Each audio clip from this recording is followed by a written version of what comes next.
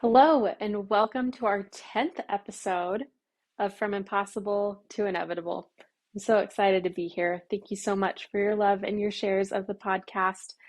Um, I am grateful to be here recording for you again. I did a bunch of batch recording and kind of took a couple weeks off from recording. So even though I've shown up for you every week, it feels a little new to be recording again. I took a vacation and just took some time to chill out, and that felt really good. And so I'm excited to be back here recording for you again. Several weeks ago, we had a heart to heart on fear. Fear was a primary feeling at that time when I recorded that podcast that I was encountering on a daily basis, and it was not fun. I did not love it. However, I was committed to overcoming that fear, to not let it keep me buried in the covers, to not let it stop me from going out, from being with people, from doing some things. It stopped me from doing a lot of things, but it didn't stop me from everything. It didn't stop me from living. And we had that heart to heart on fear. And today I felt called to come to you with some fear battle tactics. So whether or not you're feeling fear as a primary emotion, which is terrible, do not recommend, or whether you're feeling fear just in spurts on this or that, or there's something that you want to do, or there's something that you're avoiding, or whatever it is, you feel fear around certain topics. I wanted to give you a couple of battle tactics for your fear so that you can feel armed to overcome that. Because I remember one of those days, I don't remember the date, but I remember I was at Barnes and Noble. I was kind of just passing time till I picked up my daughter from school. And I walked out of that Barnes and Noble and I literally said to myself, I might have even said it out loud, I don't really remember, but I literally said, I will conquer this. I am committed to conquering this fear. This is not how I live. I am committed to conquering this fear. And I did. I no longer wake up in the middle of the night with anxiety, and fear does not dominate my emotions or my thoughts on a day-to-day basis anymore. Part of that is because I took a break from a lot of things, and we actually went on a vacation, and um, so that was part of it. But I also was completely committed to overcoming this fear, however that was possible, or however I could figure that out. And in some fear type research, I learned something really impactful and kind of a big perspective shift, if you will, about fear. So, fear is something you feel in your body, right? It's a signal in your body. And it doesn't always necessarily mean stop, danger. That fear, there's a fear that keeps you from, you know, crossing the highway on foot, right? Like normal people don't decide to run across the freeway on foot under normal circumstances, right? There's a fear there of being hit by a car. That fear is saying, stop, don't do this, and is trying to keep you safe. There's that fear, that interpretation of fear. And then there's the interpretation of fear that is more like, yes, this is scary, do this, proceed, you will grow, you will improve, you will become a new, better version of yourself by moving forward. Yes, go. And the difference is in our interpretation. So think of it this way. I've got a German Shepherd. She's a great dog. She barks when she's really excited. She's excited somebody's here. She's excited that the neighbor's dog is out and she wants to go play with it. She also barks when the pest control guy is in the backyard and she didn't know he was back there. And what the heck? We have a person in our backyard and that is not okay. And she goes off the wall barking. Same action. She's barking. Different interpretation. One means excited, let's go play, I'm so happy to see you. One means get off my property, I mean business, I'm going to take that out of your hide. Fear works the same way. It can mean stop, you will die. And it can mean this is so exciting, go for it. It can mean both things. The difference is in our interpretation of it. Another example is a baby crying. The baby's trying to communicate, just like the dog, the only way it knows how. It wants attention, or it wants food, or it needs to be changed, or it's cold, or it's hot, right? Same action, crying or barking, different interpretations, right? So you respond to those things differently. If there was an actual intruder in our backyard, I would be so grateful that our dog went off the walls because then I can do something about it and I can react differently because I know that interpretation. Same with a baby, oh, it's time for, or like even bedtime. We have our youngest is 3 and she gets a little crazy when it's past bedtime. It's like she's having a meltdown because she's tired rather than having a meltdown. And I'll treat that differently than her having a meltdown in the middle of Walmart because I won't buy her something, right? Like you interpret those same things differently. So it's important to look at the fear and interpret it correctly. Does this fear mean stop, this is not the way to go? Or does it mean this is so exciting, go for it? And when you interpret those things correctly, you can act accordingly. And the fear is erased by the action. The fear dissolves in face of action. You just have to know what you're doing. That's part of the reason I was kept in this fear that I was in, is I didn't know how to interpret it. I didn't know what it meant, therefore I didn't know what to do, so I wasn't doing anything about it. So it just hung around. Once you know how to interpret it, you can move forward. Now, one of the things that this particular when I read about that, it made so much sense. And they were talking about, okay, well, how do you interpret this, right? So how do you figure out what the spear is telling you? Because something, if you're just thinking about an idea of maybe a project or a job that you want to take or something like that, and you're feeling fear around it, obviously it's not going to kill you, but maybe it's not right for you. But so how do you determine what that fear is saying? And so I've tried this out and it's super cool.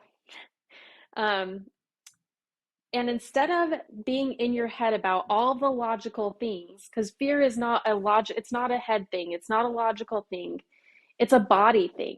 You have to go into your body for this answer on what this fear is telling you. So I would invite you, this is really cool, you should do this. I would invite you to sit down in a quiet space where you can be uninterrupted for a few minutes, go to the bathroom if you must, and take at least 3 deep breaths. I'd say 5, 10, really just kind of do the body equivalent of like cleansing your palate. Just kind of get to a baseline, take some deep breaths, and then pay attention to your body. Ask yourself, is this idea, this project, this job, this person, when I think about this, does this make me feel expansive, expanded, excited? Does this lift me up? Or does this make me feel contracted? Does this make my heart sink? Does this make me feel like, ugh? And there's your answer. Truly, there is your answer. It sounds simple, and it kind of is simple, but that's how you clarify. That's how you interpret the fear that you're feeling in your body because you're feeling that fear. It's not a head thing. So, to get the answer on if that's a yes, go for it, or a nuh-uh, you'll feel it. And then trust yourself. Maybe try this on a few like low stakes decisions and see how you feel about it before you try out something high stakes. But we spend so much time in our brain, and then we have these situations or these experiences where we're like, oh, I knew I shouldn't have done that, right? But you felt it. The new part of that is something you felt. But your brain said, yeah, this makes sense. It looks good on paper, so let's go for it, right? But the whole like, oh, my gut told me not to. Our culture doesn't really encourage us to listen to our bodies that way. So that's your first battle tactic. Interpret your fear appropriately. And then, of course, follow that up with action because the fear will dissolve with action. It only hangs around when you're doing nothing about it. So that's your first thing, okay? At least that's what I think should be your first thing. If you're still feeling fear, I want you to define it. Grab your journal, grab a notebook. I will always encourage handwriting, but type if you must. Define what it is you are afraid of. What is this? What's this about? What does it come up? Does it come up when you think about taxes? Does it come up when you think about your in-laws? I can say that because my in-laws are really great. They know I love them so much, but I know that some people don't have great in-laws. But does this fear come up when you think about your job, your career, your neighborhood, your friends? Where does this come up? And just write. Just let yourself write. Don't judge whatever it is you're writing. Don't be like, oh, if I write that, I'm going to be a terrible person. Just write it down. Throw it away if you want to. This isn't for anyone, this is for you. So just be honest with yourself and define this fear. Define it and be like, and then once you have the fear, all of your fear-based thoughts written out and defined, ask yourself, okay, is this really something I should be afraid of? Is this really something I need this response for? Is my fear actually helping me deal with this? And then write about that for a little bit. Write about how you feel about being afraid of this thing. Be like, yeah, I feel all of these things, but it's dumb. Why is it dumb? Write out why you think it's dumb. Or write out why you think it's very logical. Yeah, actually, I should be afraid of this. Okay, now what can you do about it? Because again, the fear hangs around when you're not acting, when you're not going for it.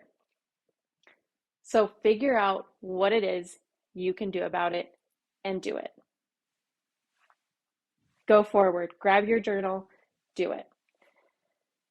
And then my last battle tactic that I am going to give to you is to do something different.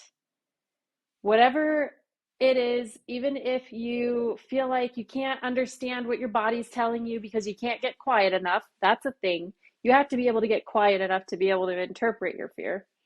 That makes sense, right? So if you can't get your body quiet enough to interpret your fear, writing things out you just can't. You can't even focus. You can't focus enough for any of that. Go do something different.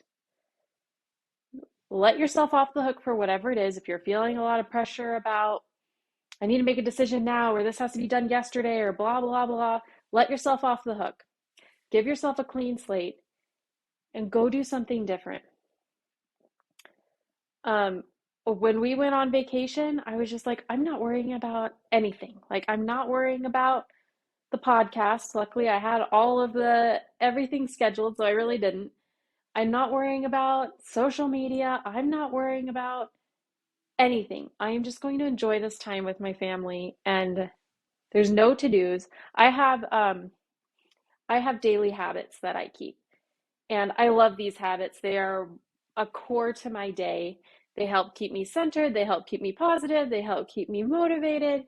They help keep me fueled and going, and I love them. I love these daily habits. I didn't even worry about those on my vacation. I was just like, yeah, when we get back to a normal, like going, when we get back to home and it's a normal day, I'll get back to those and it'll be fine. I'm not worried about it. I'm not worried about missing 7 or 8 or 9, 10 days, whatever we were gone. I'm not worrying about it. I am not going to stress about fitting these things in between SeaWorld and Legoland and all the fun things that we're doing. I'm not going to stress about it. I'm not going to put it on my plate when I want an empty plate for this. That was really different for me. Normally, I'd be like, no, these are my habits and I do them every single day. I do not miss no matter what, blah, blah, blah. And I was chill out, Megan. It's going to be fine. And guess what? It's fine. It's fine. We got back the next day. I went back to my daily habits and it's fine. It's fine. So if you have to tell yourself that it's fine, then let it be fine. But go do something different. Get yourself in a different state. If like a different mental state, emotional state, or a physical state. Go out to a new park, go to a new grocery store. Just go do something different. Gets you out of that feeling that just hangs around. You have to go do something.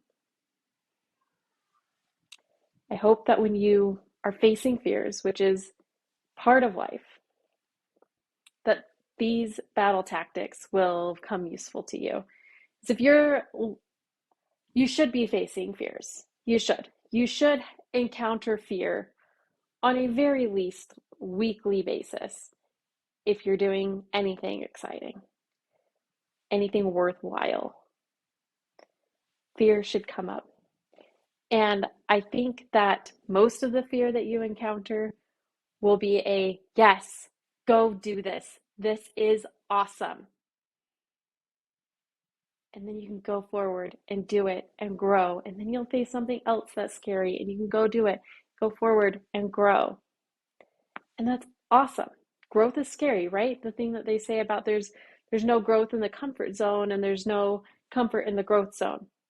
So if you're in the growth zone, which I hope you are, because that's who I'm wanting to speak to is people who are in the growth zone or want to be in the growth zone. You're going to be facing fears. You're going to be facing doubts. You're going to be facing hesitancy. You're going to be facing something that you have to overcome. And that's great. That's all part of it. So that's what I have for you today. Just as a little recap, be sure to interpret your fear correctly so that you can act appropriately. Define it, get out your journal, define it, write until you have nothing else to write about your fear. Also, after you've written about your fear, check in with yourself on how you feel about it now. I've done this exercise tons of times, and it's really interesting. It's really interesting. I'll say this one real quick, and then I'll sign off here. But there was a very specific circumstance that I was worried about, that I had fear around. And I wrote it out. I said, I am worried about this, or I am afraid of this. And I wrote about it, and I was like, okay. I wrote, is that so bad? So what if this is the outcome? If that's the outcome, is that so bad? No, actually, that's not so bad. Is that something I can live with? If that is the outcome, that is absolutely something I can live with. And then when that situation came up again, because it comes up again, there was no fear that bubbled to the surface at all because I'd already conquered it. I was like, yes, this is a potential outcome of this particular situation. I've already decided that it's fine. So if that's what happens, it's fine. That was amazing. That was an amazing moment I had when it came up again and I'd already decided I was okay. That was amazing. I want you to have those amazing moments. So, define it, be okay with whatever the outcome is, or do what you need to do to avoid that outcome. And then do something different. Go do something different. Go to a different grocery store. Go take a walk in a different neighborhood. Go get out of your normal everyday surroundings. Go do something different until you can calm yourself down enough to either define it or check in with your body to interpret what that fear is trying to tell you, because it's just a communication. It's the dog barking, it's the baby crying. It's just trying to communicate something. And you just have to be able to listen to it and interpret it correctly. All right, that's what I have for you today. I am glad to be back. I know you don't even notice I was gone, but I noticed I was gone. So, yeah, thank you so much for your shares. As always, if you're listening to this on a podcast platform, there is a YouTube version that I will link in the show notes so that you can go watch me and all of my hand movements if you're interested. And yeah, thank you for sharing it. I appreciate your love and your support. And I wish you all the sparkly things in your day. Bye.